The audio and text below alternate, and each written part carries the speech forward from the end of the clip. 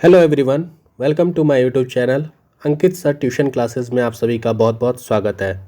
आज हम अपने बिहार करंट अफेयर, जो मई का मंथली करंट अफेयर है बिहार का, उसको कंटिन्यू करेंगे। इससे पहले मैंने सारे मंथ के क्लासेस आपके वीडियो पे चैनल पे अपलोड कर दिए हैं। आप उन्हें देखकर फिर कंटिन्यू कीजिएगा। किसी भी एग्ज़ाम में आप बैठते हैं तो पिछले 6 महीने से लेकर 1 साल का करंट अफेयर ज़रूर अच्छे से कर लें, जिससे आपकी तैयारी अच्छी से रहे और आपका एग्ज़ाम सफल हो। ये पार्ट 2 है, मैं इसे स्टार्ट करता हूँ।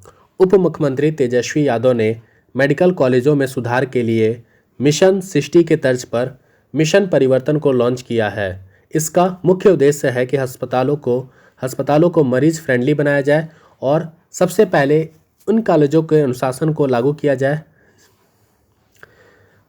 साथ ही मैन पावर के आधार पर इलाज किया जाए, मतलब व्यवस्था अच्छी की जाए।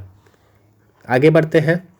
छपरा में सारण इंटरनेशनल फिल्म फेस्टिवल के तीसरे संस्करण का आयोजन किया गया।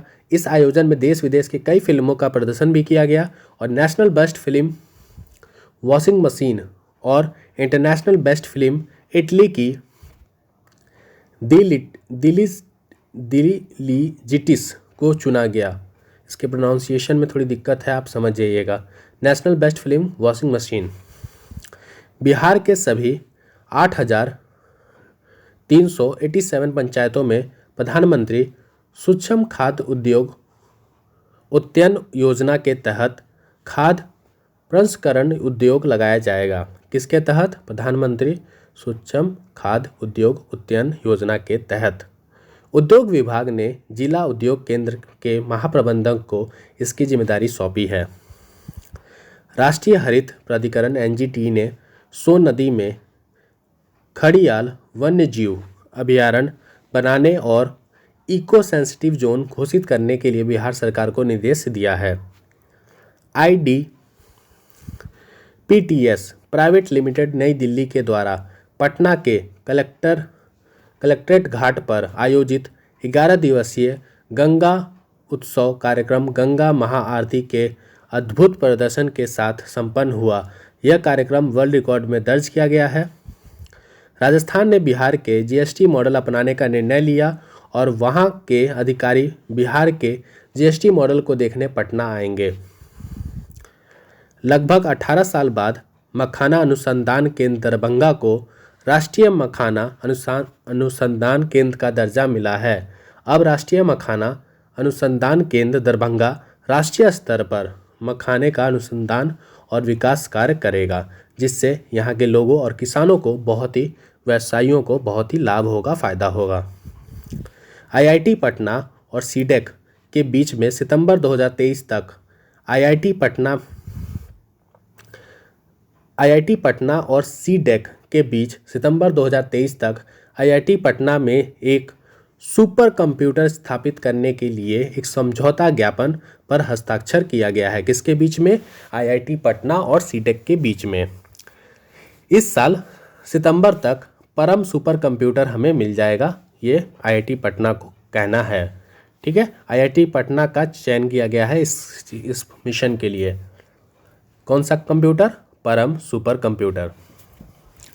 Indira Gandhi institute of medical science संस्थान और centre for development of advance computing ने इलेक्ट्रॉनिक्स और सूचना प्रौद्योगिकी मंत्रालय के तहत एक एमओयू साइन किया गया है। इस एमओयू के तहत जो आईजीआईएमएस है, संस्थान में मिशन और सॉफ्टवेयर का उपयोग कर डॉक्टर मरीजों का बेहतर इलाज करेगी और बेहतर इलाज के लिए अब यहाँ पर आर्टिफिशियल इंटेलिजेंस का भी इस्तेमाल किया जाएगा। यही एमओयू में साइन हुआ है। आगे देखते हैं। देश में विज्ञान और प्रौद्योगिकी अधिकरण नवाचार को बढ़ाने के लिए भारत सरकार की एक नई पहल है, जिसका नाम है साथी केंद्र की स्थापना की गई है। इसके लिए आईआईटी पटना को नोडल केंद्र बनाया गया है और विज्ञान और प्रौद्योगिकी मंत्रालय के अधीन कार्यरत विज्ञान एवं प्रौद्योगिकी विभाग डीएसटी के द्वारा इसे शुरू किया गया है। पहल साथी केंद्र। भारत और नेपाल के बीच ट्रेन की आवाजाही बहुत जल्द शुरू हो जाएगी। Jogbani Viratnagar cross border rail link project का काम लगभग पूरा हो चुका है और अररिया विराटनगर बथनाहा जो अररिया से विराटनगर तक रेल लाइन का निर्माण कॉम इरकॉन कंपनी की ओर से किया जा रहा है। तो भारत और नेपाल के बीच में जो ट्रेन का आवाजाही है वो बहुत जल्द शुरू हो जाएगा। बिहार में गंगा नदी किनारे 23 शहरों इसकी सहायक नदियां वाले 16 शहरों में सीवरेज ट्रीटमेंट प्लांट का निर्माण के साथ ही 76 छोटे शहरों में FSTP faecal sludge treatment plant का भी निर्माण किया जाएगा। इसके माध्यम से जो सेप्टिक टैंक से निकालने वाली गंदगी को एकत्रित करने के बाद इसे ट्रीट कर खाद के रूप में तैयार किया जाएगा। मुख्यमंत्री नीतीश कुमार ने पटना में मौसम सेवा केंद्र मौसम बिहार मोबाइल ऐप का उद्घाटन किया और बिहार मौसम सेवा केंद्र 24 घंटे कार्यरत रहेगा। लगभग लोग दूरभाष और मोबाइल ऐप के माध्यम से इसे मौसम की सूचना प्राप्त कर सकते हैं। ऐसा मोबाइल ऐप विकसित करने वाला बिहार भारत का पहला राज्य बना है। पंचायती स्तर तक मौसम संबंधी आंकड़ा आप ग्रहण करने वाला कर्नाटक के बाद बिहार दूसरा राज्य बना है। देखिए, ऐसा मोबाइल विकसित करने वाला राज्य बिहार पहला है, लेकिन पंचायती स्तर पर ये जो मोबाइल है मौसम ऐप, इसे आप जब डाउनलोड कीजिएगा आपको बिहार के जितने भी पंचायत हैं सबके पंचायती वाइज आपको वहाँ का मौसम लाइव टेलीकास्ट सब कुछ मिलेगा मौसम से रिलेटेड। तो उस क्षेत्र में पंचायती स्तर पर पहले कर्नाटक ने कर चुका है, इसलिए बिहार का पंचायती स्तर पर दूसरा स्थान है। पटना नगर निगम की ओर से 23 को डिजिटल करेंसी ई-रुपए का शुभारंभ किया गया है। इसके साथ ही पटना नगर निगम देश का पहला नगर निगम बन गया जिसने डिजिटल करेंसी की शुरुआत की है। पटना नगर निगम याद रखिएगा।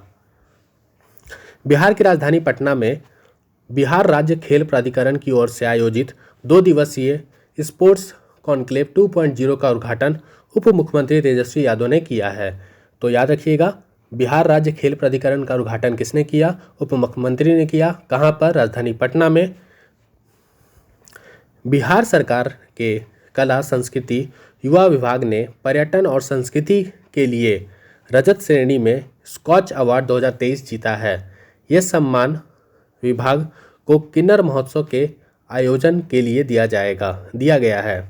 तो बिहार सरकार का ये याद रखिएगा।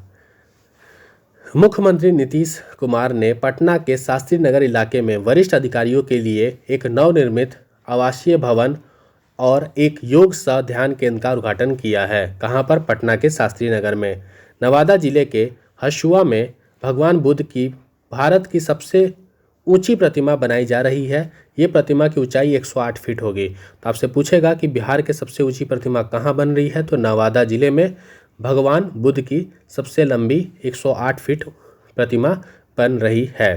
तो ये हमारा मई का पार्ट 2 था करंट अफेयर का। वीडियो थोड़ा लंबा बन रहा है इसलिए मैंने इसको यहीं पे वीडियो रोकने की कोशिश की है। ये आपका मई करंट अफेयर का पार्ट 2 है। एक पार्ट और आएगा जिसमें आपके पूरे मई के करंट अफेयर हो जाएंगे। मैं theory wise line by line पढ़ा रहा हूँ जिससे आपको हर चीज़ें अच्छे से। इसमें आपको करना क्या है, मैं एक चीज़ बताता हूँ इसमें आपको करना क्या है।